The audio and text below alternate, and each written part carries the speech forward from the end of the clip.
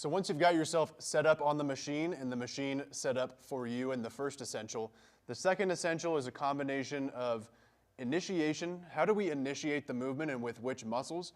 And then during the entirety of the movement, where are we intending to move and in what direction are we intending to move? If you just intend to move the weight from A to B, your body will accomplish it in a completely different way and different ways on different reps as things fatigue than if you intensely intend on moving it in a specific direction. So I'm going to show you on this hip flexion machine what I mean with that. It seems to be a good example of the path of motion that we're trying to take. I've got myself set up on here with the platform in the right spot. I've got this set up in the right place. This is what things would look like if I were to not really be thinking about initiating it through a certain area or intending on moving in a certain direction. I can just kind of go up and down and my pelvis kind of flies backwards. I get a little bit of pressure in my back. My hip starts popping a whole bunch, feeling kind of weird because I'm not really thinking about where I'm going. It's the machine set up in the right place, but I could do it like this and get almost nothing out of it except for possibly injuring myself. Versus if we intend on moving in a specific direction, as indicated by, in this example, this pointer. In this example, we have an arc of motion that our hip is attempting to move around. So we don't want to just think about pushing straight up. If you can see where this is pointing, it's pointing a little bit out first.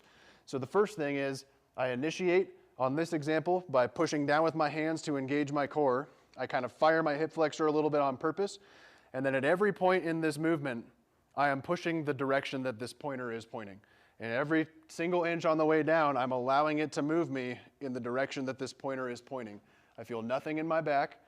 I feel no popping in my hip, and this is the one that I tore severely because I'm intending on moving in the correct direction, forward and then up and around.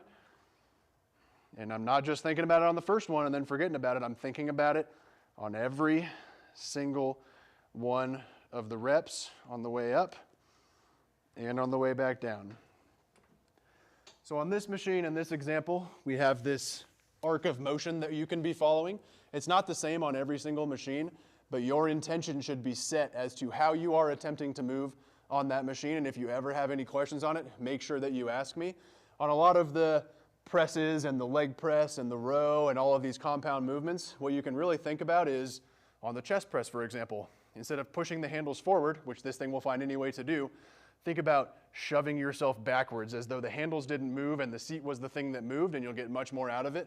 Opposite on a row, instead of just pulling the weight back where you can kind of lean your whole body with it, you actually think about pulling your chest forward as you pull the handles backwards. On a leg press, not just pushing the weight back and forth, but I'm really trying to slowly push myself away from this foot plate. Or on a squat, not I'm trying to stand myself up, but I'm trying to push the ground away from me.